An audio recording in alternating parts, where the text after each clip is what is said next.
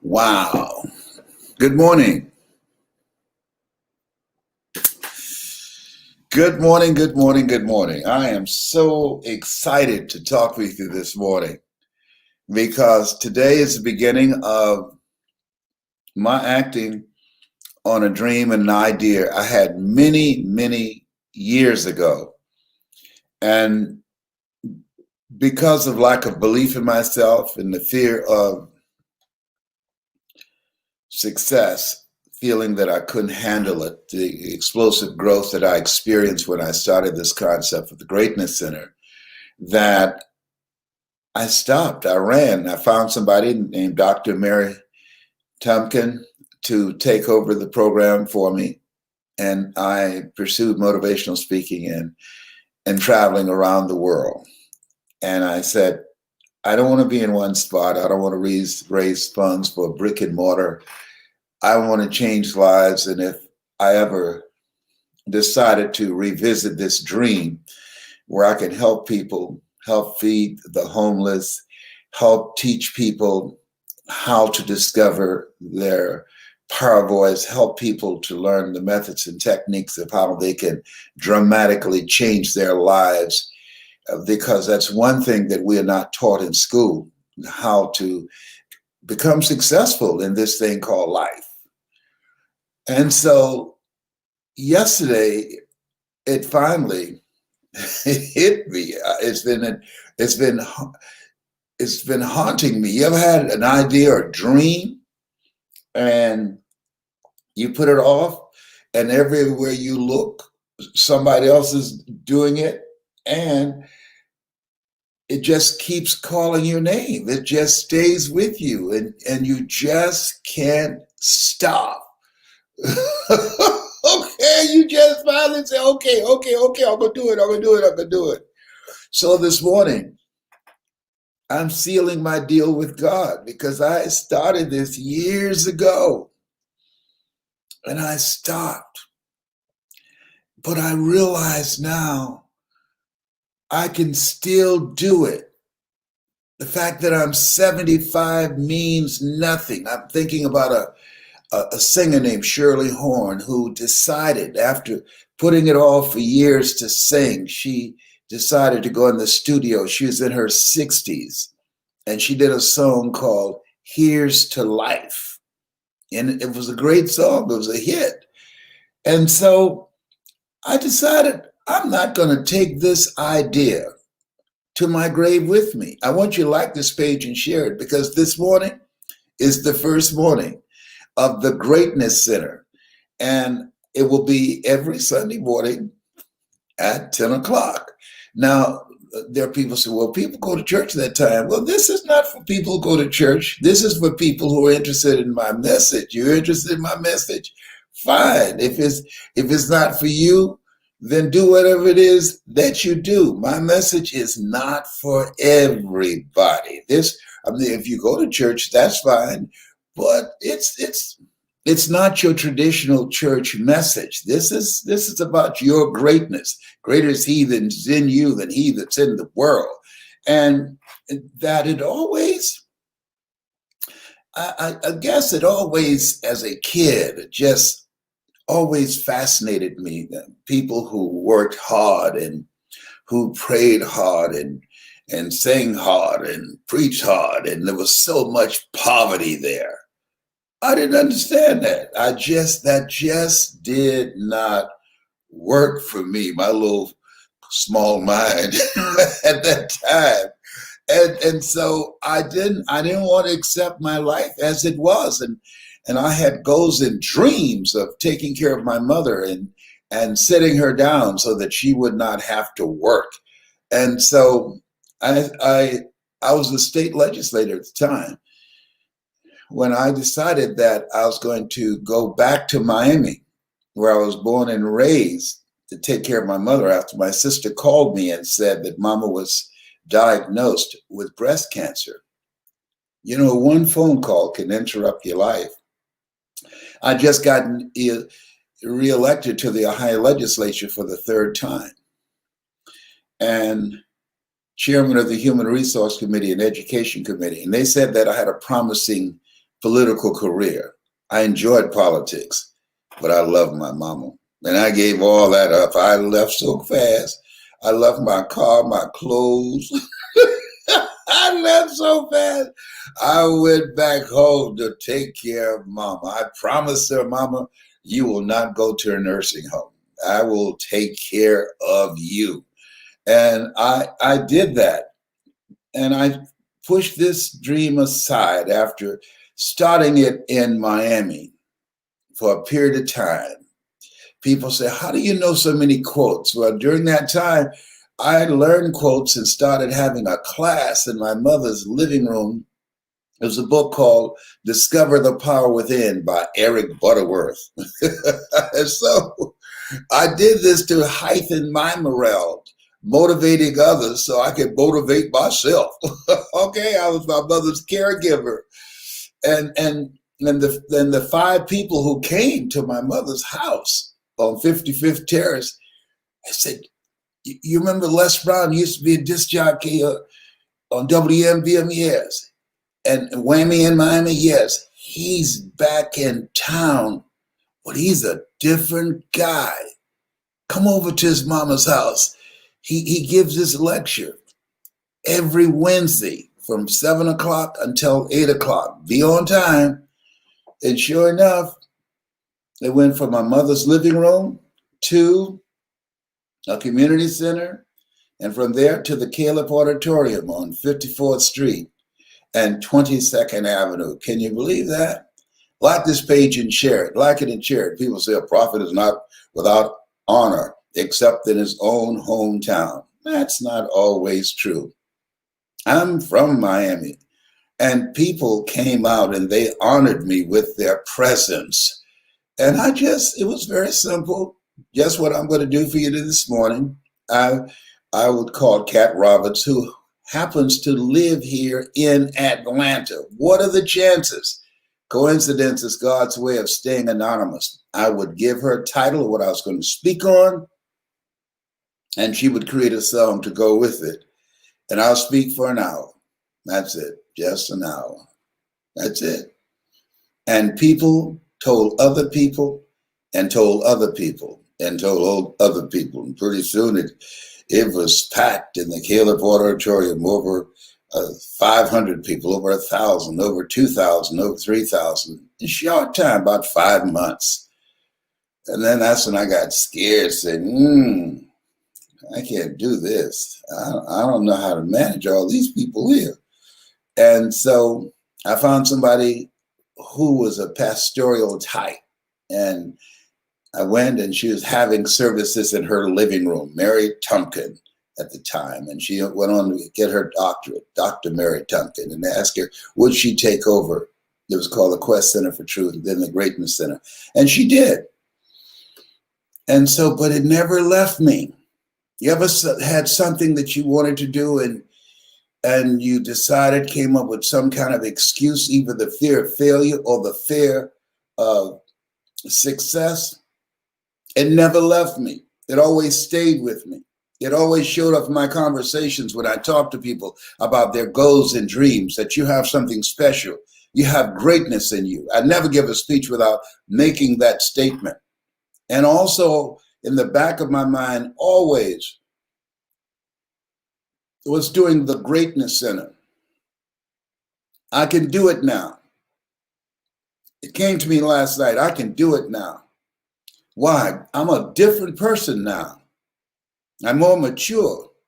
I've gone through some stuff. I've seen some stuff. I experienced some stuff. And there are people who need something else, something different, something that will allow them to deal with what's going on right now. A major disruption is going on. Why should I get up on Sunday morning and I've got a message in my heart and in my soul and in my spirit, and I don't deliver that? Why should I take that message to the cemetery? I'm sure Dr. Miles Monroe on the other side had a role in this. He said, Les, come on, man. You got a lot in you. And his words were not just words. He worked around the clock, around the world. He worked. And I remember being on a plane flying to South Africa, and we were both in first class, and he was in front of me. And I remember looking at the back of his head. He was going to speak to the leadership of the government, and I was going to speak to a company called MTN. They'd spent over $1 million promoting that Les Brown is coming to South Africa. No, it was Nigeria. Nigeria, yes, MTN. And so I went and spoke, but I said, how did he get that? Because of his vision of himself. Miles had such confidence and such faith in himself. He felt, this is who I am. This is what I do. And he stood by that. He was a great example, and we were very good friends. And I wrote the foreword for his book, Personal Potential. You don't know Dr. Myles Munroe? Please. He passed in a plane crash. Incredible man, did incredible work. Look him up. And so today is the day that I'm robbing the cemetery of my message. Today is the first day of the Greatness Center. Yes, the Greatness Center. I want you to go to thegreatnesscenter.com. Les Brown Greatness Center. It is called Les Brown GreatnessCenter.com. Google that. Les Brown GreatnessCenter.com. And it will explain to you what the Greatness Center is all about. Because my goal is to help people to change their lives at a larger level and more people. My goal is to train people how to become messengers of hope. There's some of you who have stories, and just like me, that you have experiences, you have knowledge, and you've been sitting on that. And you probably use excuses like, I'm too old now. I did that. Or I don't have enough money. Or I don't have the contacts. When I started out and left Miami, it was a very turbulent time in my life. Oh my goodness, you ask people about me. I had the battle of my life. A person who just opposed what I was doing with kids. I was training kids in Miami. And this person thought I might get more funding than they got because my program was very successful. Kids were coming and they would bring other kids with them and their parents. And they felt that I was threatening the possibility that they would not be able to expand their budget. And this person had a very special relationship with then Attorney General Janet Reno and asked her to step in to stop me. And on the front page, can you believe this? Little old me on the front page. I'm not making this up. You talk to people in Miami. I woke up one Sunday morning, my phone was ringing off the hook. Attorney General Janet Reno investigating youth program by Les Brown. What? One of the reporters asked, what has he done wrong? And she said, we're not saying he's done anything wrong. We are investigating him to find out if he's done anything wrong. Why are all those kids going over there?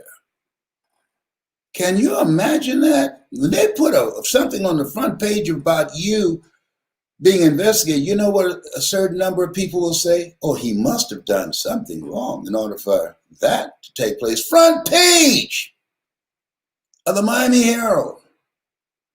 And you know what? They knocked out on the wrong door. This time, nobody before me or after me did what I did. I went down to her office on the 6th floor every morning. Hello, when the elevator opened, Janet Reno, you know this name, this voice. This is Les Brown. Indict me or set me free. You got something on me? Use it or get off my back every morning for 11 months. 11 months. And after 11 months, on page 26, Saturday edition, The Miami Herald said, Les Brown has been vindicated. He just had sloppy books. And guess why they said I had sloppy books? The city gave him $100,000 to train kids. He spent $25,000 of his own money, and he wouldn't tell where he got it from. He said it's none of the city's business. I said, you got that right. I was not going to turn kids away, and if you're not going to give me additional money, I'll pay for it myself. But you know what? They meant it for evil. God meant it for good. I went before the Miami City Commission, and they were ready to give me another program. So they look here, that program was so successful. You ought to do it again. And we have more kids to send to you. And I looked at my mentor, Mike Williams, who was there with me. I said, do we need this? He said, no, Brownie. I said, Mayor Ferre, members of the commission, thank you so much for your willingness. After all I've gone through, my name being dragged through the mud. Thank you for your willingness to fund my program again. But the techniques and the strategies that I've been teaching these young people and their parents, I'm going to apply those in my life. I'm going to give myself 5 years, and I'm going to speak and train all over this country. It'll take me 5 years to earn $1 million, and I'll come back and I'll fund it myself. And I won't have to deal with you political devils. Check the record. Took me 3 years. The third year, I made my first million. I said, this is good. And I never looked back. I kept going. Oh my goodness. I feel so bad. No, I don't. So this morning, I'm revisiting this place where I left. There was Edward Albee in the play called The Zeus Story. I never forgot this line. Sometimes you have to go a long distance out of the way to come back a short distance correctly. And so they meant it for evil. God meant it for good, because had they not done that, I'd probably still be in Miami fighting over some little community funds. I have to do that now. I have a platform, I have a name, I have a reputation. Because I use my gift, I'm saying to you, and this is what I'm talking to somebody in particular. You're going through some stuff right now, guess what? You have a gift, and it's worth finding it. I did not know that this was my gift, even though I got compliments from people. People said, you know what? You always making people feel good. You know what? If you can't get any other job, you ought to be a comedian. You can make people laugh, even if they don't feel like laughing. And it's just something about your laugh. You make people feel good and make people laugh. You're funny, man. You really, you want to think about being a comedian? I said, no, yeah. Had they not done that to me, and I was angry. Had they not done that to me, I would not have left Miami. On a Greyhound bus, my mother had prepared for me marinated frog legs. And I would have took a seminar from a guy named Ed Foreman called Executive Development in Dallas, Texas. Right outside of Dallas, Texas, Plano, Texas. And I went through that training on a Greyhound bus. Because I didn't have the money. I was taking care of mama. Most people don't know 95% of people who file bankruptcy do so because of medical expenses. There are people right now who are in a desperate situation trying to decide, do I get my medication, my prescription medication? And can I afford to pay for food or pay for my mortgage note or my rent or take care of myself? People in a desperate situation. And they need a message that will bring them out into the light. They need a message of what they can do to deal with this situation. They were just like I was, in a desperate situation saying, what am I going to do now? I'm here fighting against somebody whose money is paid by taxpayers. People came down at the state attorney general's office. Les, you can't win this battle. Is that right? Goliath lost. I haven't done anything wrong. This fight can stop right now. All they have to do is just back down and admit they were wrong. Otherwise, I'll be down here every day when that elevator door opens. Say, this is Les Brown. You got something on me, you use it. If not, get off my back. Every day I did it. Every day I did it like clockwork. I'd get dressed up. Mama said, Leslie, where you going? Down to Attorney General's office, Mama. Leslie, don't go, Mama. If they just leave me alone, I won't. I was just helping kids.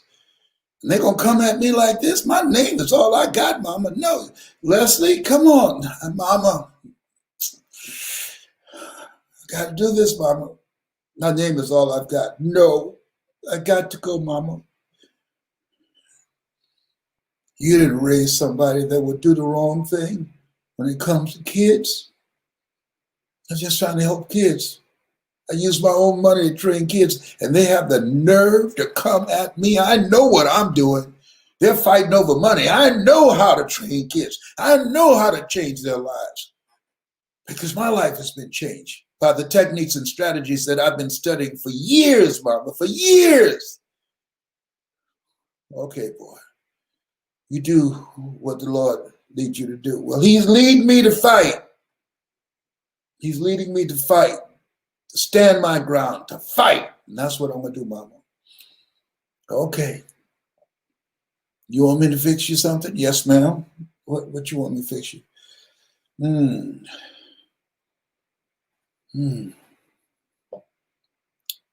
Well, I like to smother chickens and cabbage, candy yam. No, I don't want a candy yam. Some macaroni and cheese and sweet potato pie. My mama, boy, Mamie Brown could make a sweet potato pie so good you couldn't eat it with your shoes on. You had to take your shoes off so you could wiggle your toes. And so I would take that, leave in my little bag, my little lunch, and go down there. That was my post. I had a poster. And then somebody just felt sorry for me and brought me out a chair. I was standing. But I took it, and I stayed there from the time they opened till the time they closed for 11 months. They said he must be crazy. And finally, the Miami Herald said, Janarino, if you got something on this guy, use it. Otherwise, you need to stop. You need to stop this. And finally, they had to admit, they looked at every area of my life. They subpoenaed over 300 parents and their kids. So this man has nothing. Finally, they said, do you have a Social Security card? No, but I know my Social Security number. Well, you need to get your card. What do you mean? That's what they're going to use against you. I don't have my, who keeps a Social Security card? I know the number. Here's my number. No, they're going to make that an issue for you. Are you kidding me? And then my CPA, who I went to school with, he said, Les, he said, you're paying me $5,000 a month. Let me share something with you. I'd love to have that. But it's not the money now. It's not all the information that you're giving to them now. And they keep on switching up the person who comes, and then they tell you they need something else. They want you to stop. They want you. That's what they want. You're a very good communicator. I've never done this before. You can represent yourself. You know the records. You have a great memory. You can argue this better than me. You can represent yourself. I can't, in good conscience, take your money anymore. said, okay, I will. And then the next week, when they sent a different person asking for some records, I said, I'm not giving you nothing. You want to come for me? Come for me. I'm not giving you nothing else. Do you hear me? Nothing else. Take me to court. Let's go to court. Let's fight. Nothing else. I'll see you in court. And so they didn't send a different person anymore. They just wanted to went back there and said, he mad. And I stayed there every day. And he got off my back. How'd you do that? That brings me to my message. I'm so glad that you asked. You going through some stuff right now? Feed your mind. Feed your mind. Life is going to be full of all types of disruptions, and we're going through a disruption right now. And the purpose of the Les Brown Greatness Center is to teach people and give people the tools, the methods, the techniques of how they can handle the challenges of life. Teach you how to live right here, right now. Politicians say, give me your vote and I'll teach and give you your piece of the American pie. And ministers are saying, give me 10% of your earnings and I'll teach you how to live after you die. And I'm telling you, here's how you can live now. Feed your mind. Herein my Father glorified that ye bear much fruit. You are here to do a greater work. And there's some stuff in you. You might not know it right now. You might not be aware of it right now. It takes time. It takes experimentation to find your groove, to find your zone, to find what is it you're supposed to do. But in order to do it, it takes mental resolve. In order to do it, because stuff is going to be coming at you, trying to stop you, trying to put something in your path in order that you'll become discouraged. It's going to be tough, but guess what? You've got to be tougher than whatever's thrown at you. Shula was right. Tough times never last, but tough people do. You are here to do the greater work. There's a reason that we're taught, be ye not conformed to this world, be ye transformed by the renewing of your mind. Why? Let's deal with that word conform. Don't do what everybody else is doing. The majority of people are focused on the coronavirus. Hey, you want to keep social distancing from people? You want to be concerned, but you don't want to be consumed. You want to be involved and possessed with finding your calling. The greater work, these things ye shall do, and greater things shall ye do. Be ye not conformed to this world. Don't think like everybody else. Don't listen to what everybody else is listening to. Don't watch what everybody else is watching. No. Why? Because it's not healthy. It's not healthy for you. You go on the internet, they have all kind of algorithms and all type of techniques and strategies to hook you. And this thing here, it has benefit, it has value, but it also can be a liability. It can rob you of your time. Dr. Marcia Harris said something to me, I'll never forget. She says, you're going to lose something, lose money. I said, money? She said, yeah, lose money, but don't lose time. I said, why? Because you can't get it back. Money, you can get it back. She was right. 8 out of 10 millionaires have been financially bankrupt. If you're going to lose something, if you want to make some things work for you in your life, you show me your life and what you spend the majority of time doing, what you spend the majority of time watching and listening to, what you spend the majority of time talking about. That will determine the quality of your work, the quality of your life. Life will meet you where you meet life. You ought to write that one down. Life will meet you where you meet life. And if you spend the majority of your time working on your mind, I do this now. I kick 4-stage cancer every day. I kick its behind every day. You call Cancer Centers of America in Atlanta and ask for Dr. Taha. He's been transferred down to Florida. And they'll tell you, I kick it every day. I'm 75 years young, not 75 years old. You have two ages, a chronological age and a biological age. You feed good stuff in your mind. You listen to my voice on a regular basis, I'll get you out of your funk. You listen to my voice, I'll cast every fearful doubt in your mind. You listen to the messages that I bring to you from the Greatness Center and the work that we're about to do. You line yourself up with some positive stuff, some food for your mind that can empower you because you're stronger than you realize. But we live in a world and in a culture where we're told more about what we can't do rather than what we can do. Feed your mind. They did a study. They did this study. Listen to me now. They did this study. And the study indicated, if I say to you, hey, Evelyn, you can't have your dream. And all of us have had somebody that we shared with them what we wanted to do, and they told us we couldn't do it. All right. They determined what was possible for us based upon what they had done. And here's something. Don't let somebody tell you what you can't do, especially if they haven't done it. But back to the point.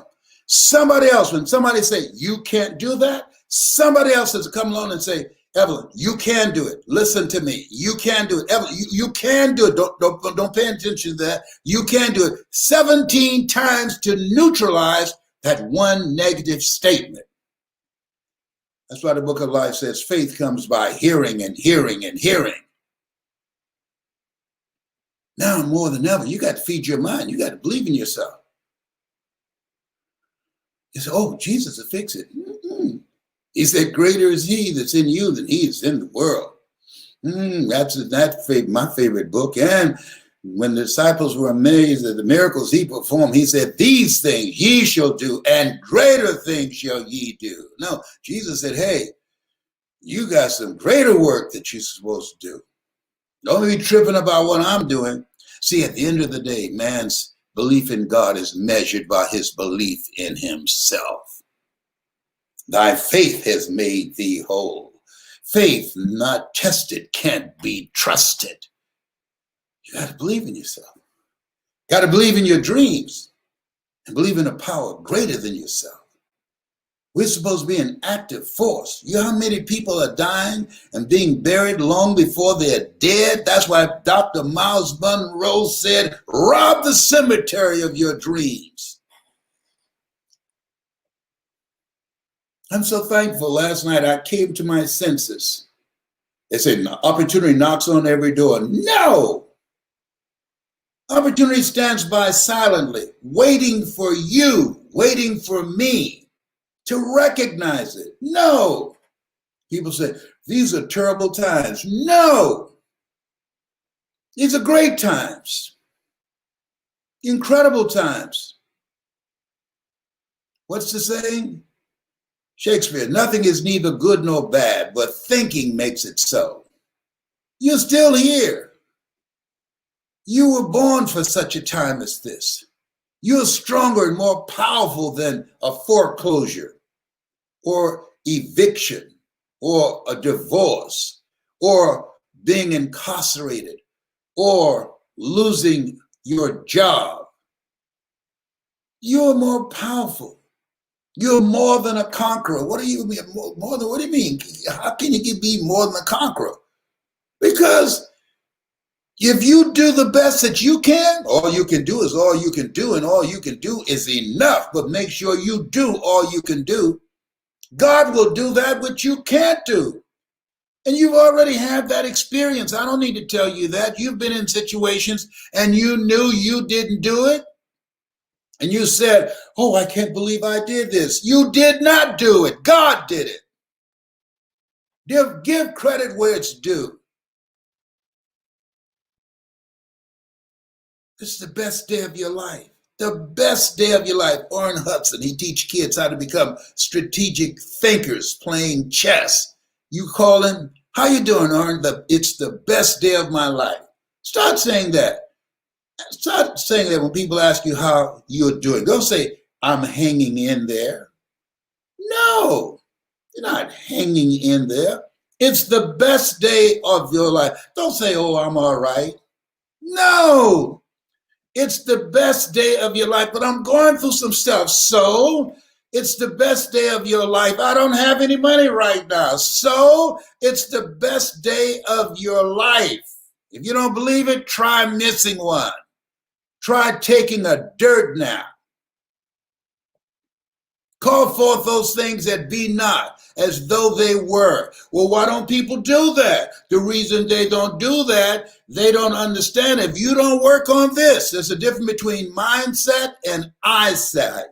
Mindsight and eyesight. Eyesight, judge according to appearances. Mindsight, that's a different proposition. You're living now out of your imagination. He said, I'll give you all your eyes can see. All accomplishments happen twice. First in the mind and then in the without. But if you're listening to foolishness every day, you are governed by what you see. When one of the properties was open, a Disney property, some of the top people said, boy, it'd have been great if Walt Disney was here. And somebody said, why? Well, he should have been here to see it. And then somebody else said, he saw it. That's why we're here. He saw it in his mind. I want you to see in your mind everything that you have lost being restored. Plus more. I want you to see in your mind being on the other side of a prognosis a doctor has spoken to you, because God determines the prognosis. Doctors determine the diagnosis. I want you to see in your mind. He said, I'll give you all your eyes can see. Lord, give me this relationship if it's for my highest good. If not, give me its equivalent or something better. I want you to see in your mind you're being with someone who teaches you how love really is, who appreciates you, who loves you for who you are, who don't abuse you, teach you how you deserve to be treated.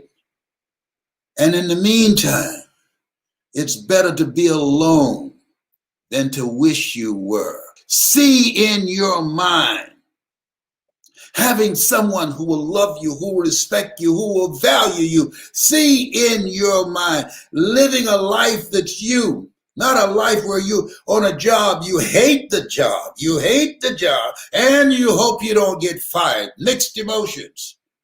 That's where you see somebody you hate drive off a cliff in your car.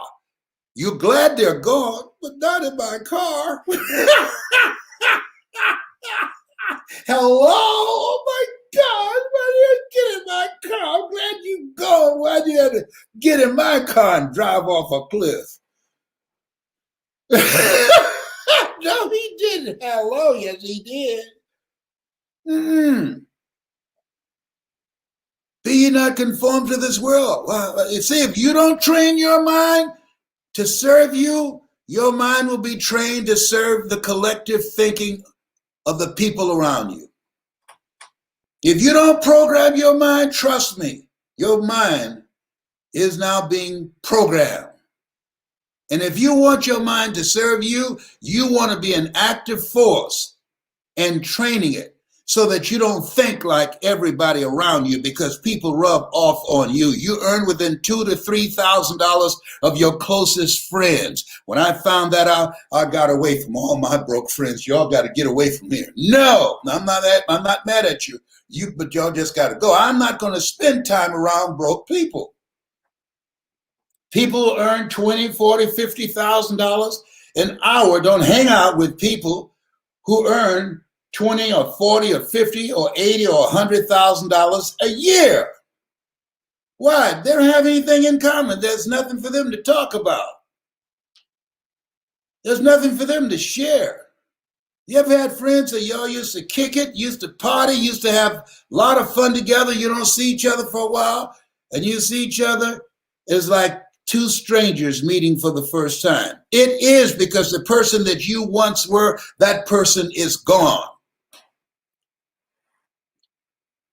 And that happens with our dreams. Because I looked at my dream when it showed up. Hey, Les, would you pay attention to us? Hey, Les, listen, Les, you're supposed to do this greatness center. And what I did, I was looking at it from my eyesight. My eyesight went back to my memory, my history. You can't do that. Wait a minute. God has changed everything. We're going from brick and mortar. You had to worry about raising funds for a building. We've gone from brick and mortar. You don't have to worry about maintenance work and staff. We've gone from brick and mortar to click. People can click, and those who identify with your message, they can push a button and give a contribution to the Les Brown Greatness Center. It's simple. You can speak at the same time they speak. You're not competing with them. Your sheep shall hear your voice. The people who believe as you believe, people who believe in transforming communities, people who believe in helping the homeless, people who believe in motivating and inspiring people, people who say, I need a mentor, someone who I can trust and believe in, who's done what I want to do. That's what I want to hook up with. Somebody who's making tangible difference that I can see. The people who think like you think and believe in what you believe in, they will contribute to you, Mr. Brown. I've cleared the stage for you. You've gone from brick and mortar to click and order. This is your time. This is your time. Get off the mindset. Let that mind be in you, which was also in Christ Jesus, being in the form of God, thought it not robbery to be equal to God. Let another mind be in you. This is your time. Don't buy into this madness. Oh, you want to stay out of harm's way. You don't want to be like the crazies out here. Oh, it's my American right not to wear a mask. Okay, good. I think they should stamp them. And when they show up at the hospital with the coronavirus, oh, excuse me, it's your American right to die the way that you want to die. But don't come in here coughing on everybody. I'm on the elevator. And I had just left the hospital. The guy on the elevator with me, now mind you, only let 4 people get on this elevator. And guy has his mask on. Just he and I, small elevator. He gets ready. And he takes his mask off and sneezes. Achoo! I looked up to see how much longer I was going to be in the elevator. Are there any videos up in here? Can I serve him a little whooping up in here? Take that mask off and sneeze. I don't know you like that. Man, you better put that mask on. I am crazy. Jesus, Lord. Make me lose my religion. I got off on the next floor. Wasn't even my floor. Gonna take his mask off and sneeze. Achoo! I didn't say God bless you. I said God get rid of you. You rude thing, you. I'm going to tell you about to make me lose my religion. Oh, that elevator. Woo. I didn't come here to be taken out by a virus. I don't know you like that, sneezing in the elevator. You're going to take the mask off. About to make me lose my mind. You're up in here, about to make me act a fool. I'm about to get an orange jumpsuit for you. This floor better come quickly and the doors better be open quickly. Oh my God. Don't let that other Les Brown come back. That's Liberty City. Don't let it come back. No. Bam. No, you stay locked up. This is your time. I want you to be with that. I want you to saturate your voice with positive words. Don't just say anything about your situation. You've got to be mindful of things that you say to yourself, mindful of the thoughts that you think about yourself and about your situation, mindful of what you see. Discipline yourself. Hold the vision of seeing things better for you, already accomplished, and say, thank you, Lord. In all things give thanks. Thank you, Lord, for my breakthrough. Thank you, Lord, for the money that's coming through for me right now. Thank you for my healing. Thank you for the situation being turned around. Thank you. Those who hunger and thirst after righteousness shall be filled. Righteousness, right thinking, living out of your imagination.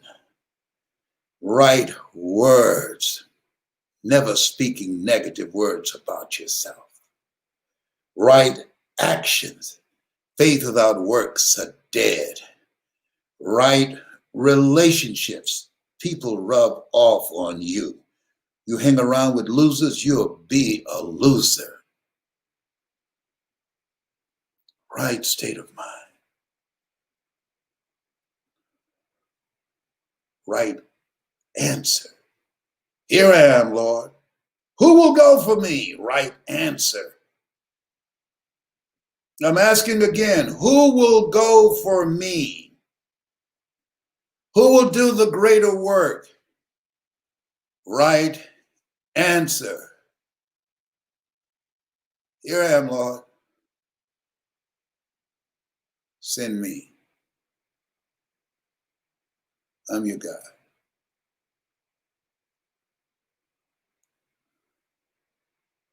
I'm your girl.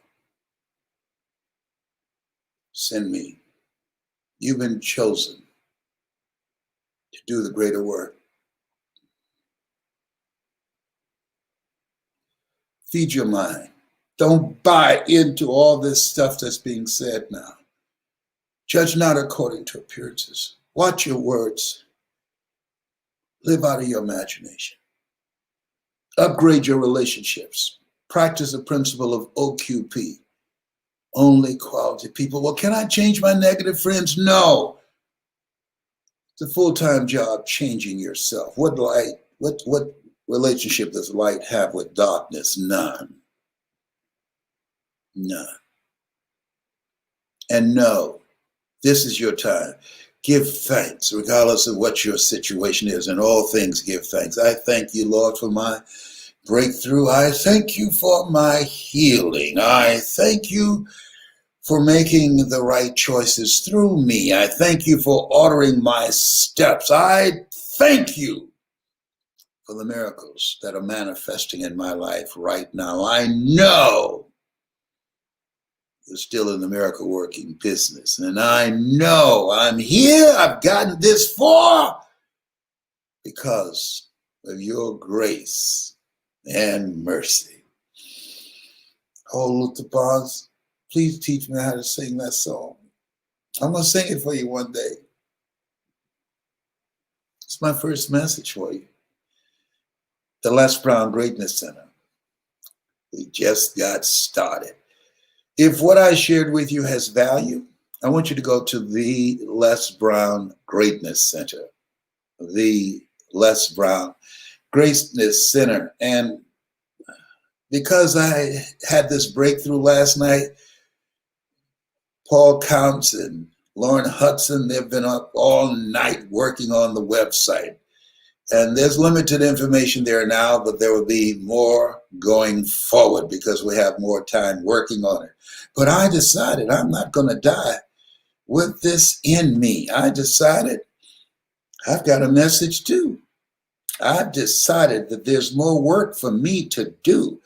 And you'll see the kinds of things that we will be doing. And if you'd like to be a part of that, I welcome you. You've got some talents and abilities that we can perhaps use. And I'm talking to that other 85%. You know, only 15% of people go to church. So I ain't trying to rob nobody of what they have already going for them. I'm looking for some people who are looking for some higher ground. people who are ready to develop their greatness, people who are ready to develop the greatness in them. And if you have a voice, you have a story that you want to learn how to deliver. Part of what the Greatness Center is doing is nurturing and cultivating entrepreneurship and teaching people how to create their own job, teaching people how to transition out of where they are to where they want to go and be and achieve more, the greater work.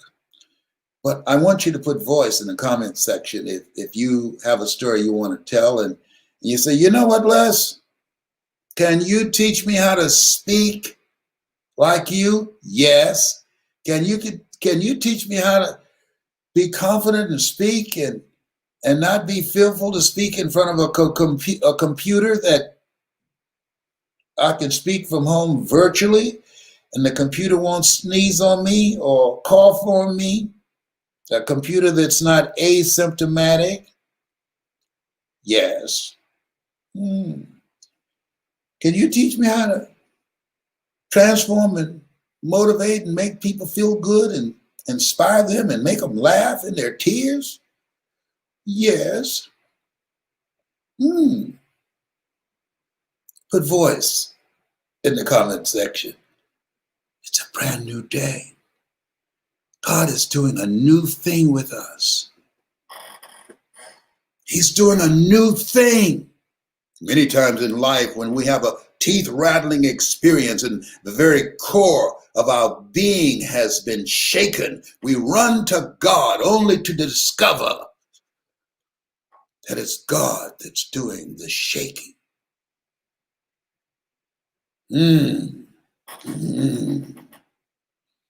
God is in the midst of this. He's in the midst of this. Don't you ever forget. He said, I'll never leave you, nor forsake you. Thank you, Lord. I did it.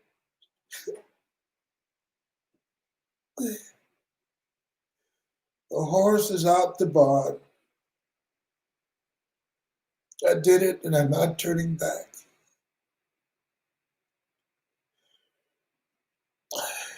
I'm answering the call. I want you to do a new thing with my life. You've waited on me, and I thank you. I thank you. Mama's birthday was November the 6th. But I know she's watching me from the other side. Thank you, Mama. Both of you. The one that you allowed to give birth to me and the one who held me in her heart. Both of you, I thank both of you. I'm sure you're making good friendships there where you are. I feel so relieved. So relieved. That's my first message for the Les Brown Greatness. If you'd like to join us, if what I shared with you resonates with you, we welcome you. This has been Mrs. Mamie Brown's baby boy. Feed your mind. It's been a plum-pleasing pleasure as well as a privilege. Bye for now. I did it. I did it. I did it. I did it. I did it. The journey 1,000 miles begins with a single step. I did it. I ain't running no more. I did it. I did it. I ain't running no more. I ain't scared. I thought I wasn't good enough to do it. I did it.